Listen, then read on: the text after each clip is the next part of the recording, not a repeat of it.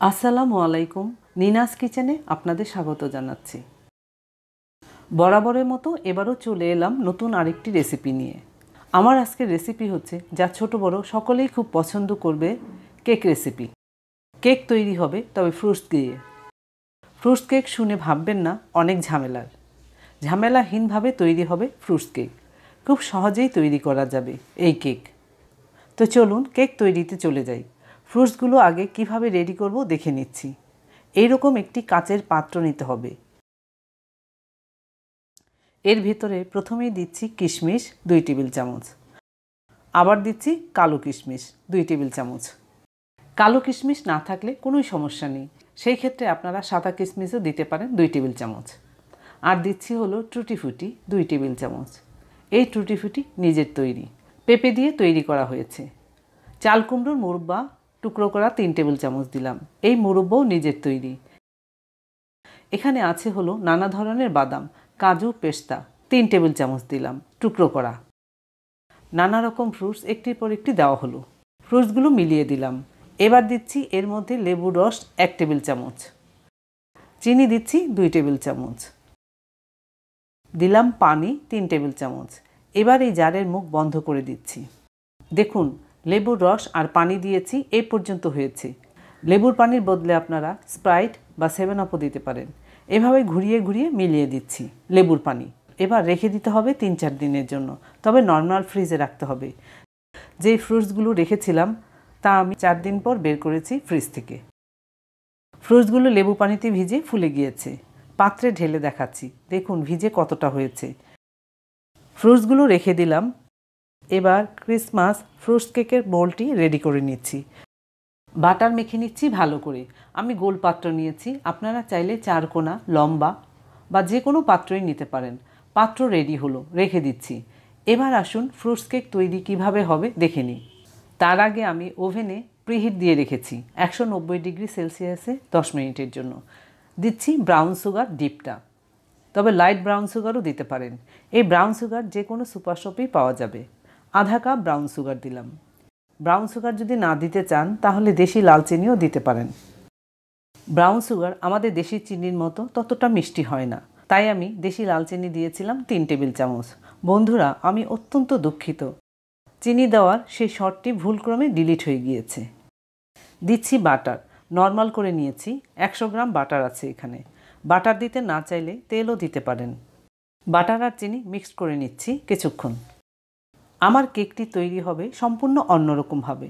বন্ধুরা, আমি যেভাবে কেকটি তৈরি করব আপনারা যদি স্টেপ বাই স্টেপ ফলো করেন তাহলে এই ক্রিসমাস ফ্রুটস কেক তৈরিতে কোনো সমস্যা হবে না। একবার তৈরি করে আবারও তৈরি করবেন, এতটাই সুস্বাদু হবে খেতে। তৈরি করাও খুব সহজ। দিচ্ছি ডিম, আমাদের লাগবে 3টি ডিম। ডিমগুলো একবারে দেওয়া যাবে না। অন্যান্য কেকে আমরা সাধারণত ডিম একবারে দিয়ে দিই, তবে এই কেকে ডিম একবারে দেওয়া যাবে না। একটি করে ডিম দিয়ে কিছুক্ষণ মিশিয়ে দিতে হবে। এভাবে 3টি ডিম মেশাতে হবে। ডিম ভেঙে এভাবে পাত্রে রেখে আবার এই মিশ্রণে দেওয়ার কারণ হচ্ছে যদি কোনো ময়লা থেকে থাকে সেই জন্য। ও আরেকটি কথা, ডিমগুলো অবশ্যই নর্মাল হতে হবে, ফ্রিজের ডিম দেওয়া চলবে না। আপনাদের সাথে কথা বলতে বলতে মেশানো হয়ে গিয়েছে। এবার এর মধ্যে আরেকটি নতুন জিনিস যোগ হবে, তা হচ্ছে বিস্কুটের গুঁড়া, টোস্ট বিস্কুটের গুঁড়া। এখানে আধা কাপ বিস্কুটের গুঁড়া আছে। ফ্রুটস কেকের এই রেসিপিটি যেমন দেখতে সুন্দর হবে, খেতেও হবে সুস্বাদু। এই কেকটি সম্পূর্ণই অন্যরকম হবে, যদিও আপনারা দেখতে পাচ্ছেন। এবার দিচ্ছি দারুচিনি গুঁড়া আধা চা চামচ, দিচ্ছি চিনির ক্যারামেল 2 চা চামচ, আর দিচ্ছি ভ্যানিলা এসেন্স 1 চা চামচ, আরও দিচ্ছি লবঙ্গ। 4টি লবঙ্গ আমি গুঁড়া করে দিয়েছি। এগুলো সব আবার মেশাচ্ছি ভালো করে। কেক তৈরি করাটি খুব সহজ। সবার বাড়িতেই সাধারণত আমি যা যা দিলাম সবই থাকে, শুধু ফ্রুটসগুলো 3-4 দিন আগে ভিজিয়ে রাখতে হবে। তাও যদি করতে না চান তাহলে এই রকম ভেজা ফ্রুটস পাওয়া যাবে যে কোনো সুপার শপে। সব কিছু মেশানো হলো ভালোভাবে। এবার এই ফ্রুটসগুলো দিতে হবে এর মধ্যে, তবে আমি ফ্রুটসের এই পানিগুলো দিচ্ছি না। ফ্রুটস ভিজিয়ে রাখার আরেকটি সুবিধা হলো কি জানেন, ধরুন 4 দিন পর কেক তৈরি করা সম্ভব হলো না, তবে কোনো সমস্যা নেই, ফ্রিজে 7-8 দিন পর্যন্ত ভালো থাকবে, ফ্রুটসগুলো নষ্ট হবে না। ফ্রুটস মিশিয়ে দিলাম। এবার দেব হলো ময়দা। এখানে 1 কাপ ময়দা আছে। প্রথমে আধা কাপ দিলাম, বেকিং পাউডার দিলাম 1 চা চামচ, একটু মিশিয়ে নিলাম। বন্ধুরা, আপনারা যে কোনো ড্রাই ফ্রুটস ব্যবহার করতে পারেন ইচ্ছে মতো, তবে ভিজিয়ে রাখতে হবে। এবার বাকি ময়দাটুকু দিয়ে দিলাম, আবারও মিশিয়ে দিলাম ভালো করে। এই মেশানোর কাজটি করতে হবে আস্তে আস্তে। কেকের ব্যাটার খুব পাতলাও হবে না, আবার ঘনও হবে না। দেখুন, আমি কোনো ধরনের রং ব্যবহার করলাম না, তবে সব কিছু মিলিয়ে দারুণ হয়েছে দেখতে। কেক বেক করার পর আরও সুন্দর হবে দেখতে। ফ্রুটস কেক বলতে যা বোঝায় সেভাবেই তৈরি হচ্ছে। এই পাত্রে কিছুটা ময়দা ছড়িয়ে দিচ্ছি।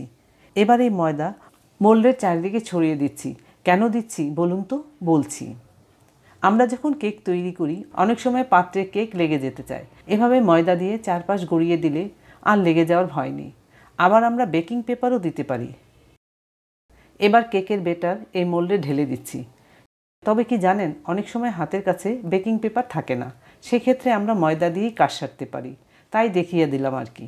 কেকের মোল্ডে তো রাখা হলো। এবারে কাজ হলো ট্যাপ করে দেওয়া, মানে এভাবে 3-4 বার করে কেক বসিয়ে দেওয়া, যাতে করে কেকের ভিতর ফাঁপা না থাকে। ওভেন আগে থেকেই প্রিহিট দিয়ে রেখেছিলাম 10 মিনিটের জন্য। এবার মাঝের রেখে মাঝ বরাবর বসিয়ে দিলাম। 40-45 মিনিটেই হয়ে যাবে কেক। 20 মিনিট হলো, আবার একটু দেখি।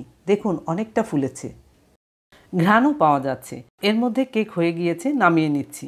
ফাইনালি চারপাশে ঘ্রাণ ছড়িয়ে যাচ্ছে কেকের।